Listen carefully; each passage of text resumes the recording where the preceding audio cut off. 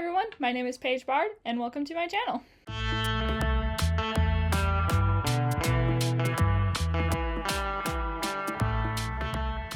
Hi everyone, my name is Paige Bard. Welcome back, or welcome to the Creative Bard channel. So today is kind of a fun topic for me. This is the first time we get to dive in depth to the geography of the magic realm, and I wanted to start on the very tippy top. This is the island of Canada. So how the island of Canada came to be started with the 70-year-long war. So during the 70-year-long war, it was not just a world war, it was also a civil war in a lot of different countries. Canada, United States, a lot of the African continent, the European continent. Basically everyone was at war with each other, both on a civil war level and on a world war level, which is why this was so bad. Canada in particular had it not that bad, but they still were pretty bad. So you'll see why, Canada was the nicest out of the countries, but they still weren't nice. They were just a lot better than the other countries. So during the Canadian Civil War, they mostly disputed over the Quebec area, which is where a lot of not good cryptids, monsters, their main worry was the Wendigos down in where nowadays Quebec is. The island of Canada wanted to get as far away from them, but the people in Quebec did not want to leave their home. This came into a very large fight, mostly between families. It was very bad. Then they decided, okay, for those who do not want to live with the monsters and the cryptids, you'll move up to the islands of Canada. For those who do want to and are okay with it, you guys stay here.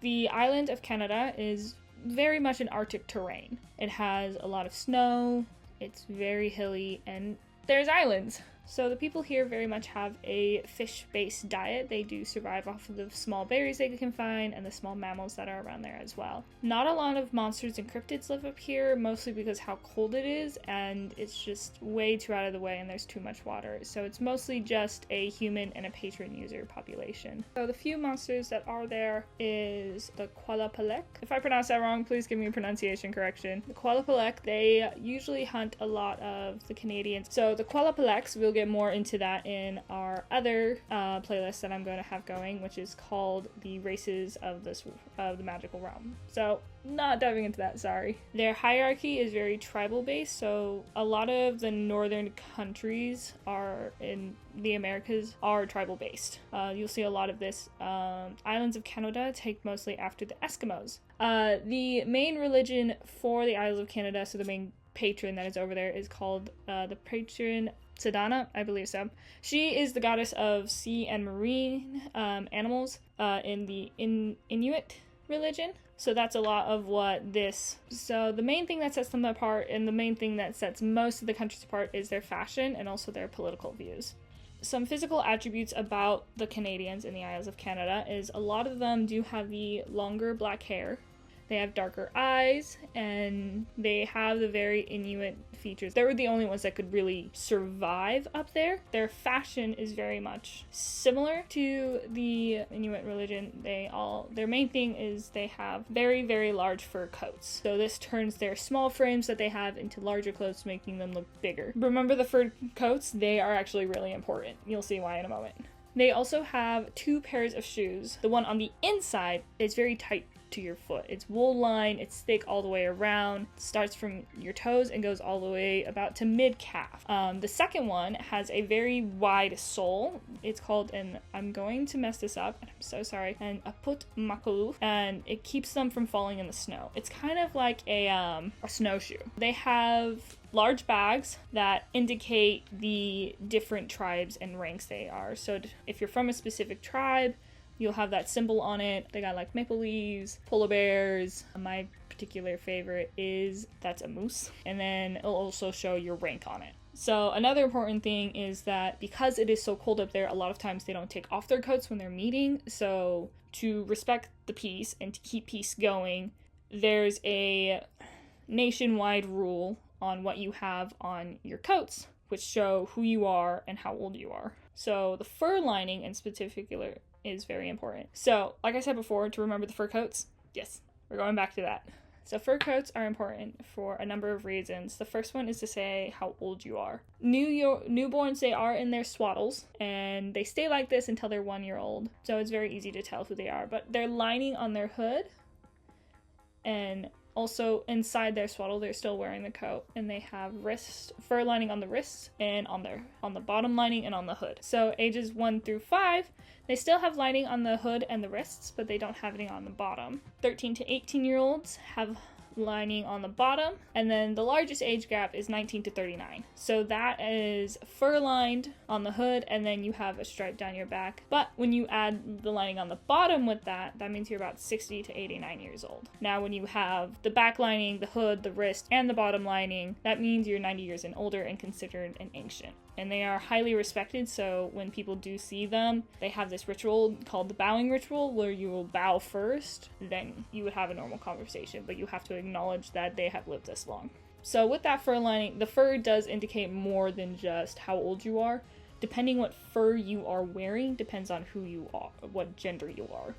So the gray wolf signals male, while the wolverine fur signals female. And this is really important because of the marriage ceremony. To earn your wife's hand, a man has to go and kill a wolverine and make her the coat. Younger girls, 17 and younger, their coats are made by their father. He's the one who's taking care of, he's in charge of them, so he makes sure that they are clothed. It is the mom who sews them, but it's the father who goes out and kills. To marry one of them, you would have to kill and sew one. I like the symbolism of it. A gray wolf is very much like a protector, and they're not afraid to defend it for their hour, while Wolverine is very ferocious, and they know what's theirs, and they're gonna keep it theirs. Most islanders have a unique symbol on their chest and their back to define who they are. It can be made out of hide, fur, depending on where they're at. It could be even jewels and seashells. But these symbols tell who you are. My name is Paige, so I would have a symbol of a page, like a book page, on my chest and then on my back. And depending on who I am or what rank I am, it would be different colors, and it would then match the colors of the tribe that's on my back. This is also important because they can't really see, especially with the lining on their hoods and everything. It's very hard to figure out who's who. So just having these makes it easier for people to tell who's who and how to. Most of their jewelry is made out of the bones of prey that they have hunted. And then also women love seashells and sea grass to weave through their hair. So a lot of times you will see braids and they have small pieces of colored seashells or colored sea glass in their hair. That doesn't really have any significance. It's just something fun. You mostly see it with the younger kids. Older women tend to have their hair pulled back. So that's the fashion. The political thing is their stance on the 70-Year War Treaty. So in the 70-Year War Treaty, it says that no magic user can have a high power without somebody being there to check them. So you'll see in different countries later on that they do have royalty that are patron users, but you also see the checks and balances behind it. The islands of Canada very much agree that no patron user should be in any form of hierarchy. So they are what's called a human-run country. There's no mythos, there's no monsters, there's no cryptids. None of the unknowns are in any of their hierarchy. And they do pretty good. They still respect the patron users and the mythos, and they're iffy on the cryptids, and monsters are straight up banned. You cannot go to the islands of Canada without risking being killed. Alrighty, y'all. I hope you had a fun trip to the islands of Canada. If you guys have any questions for me, feel free to ask. Turning pages. See ya. Bye.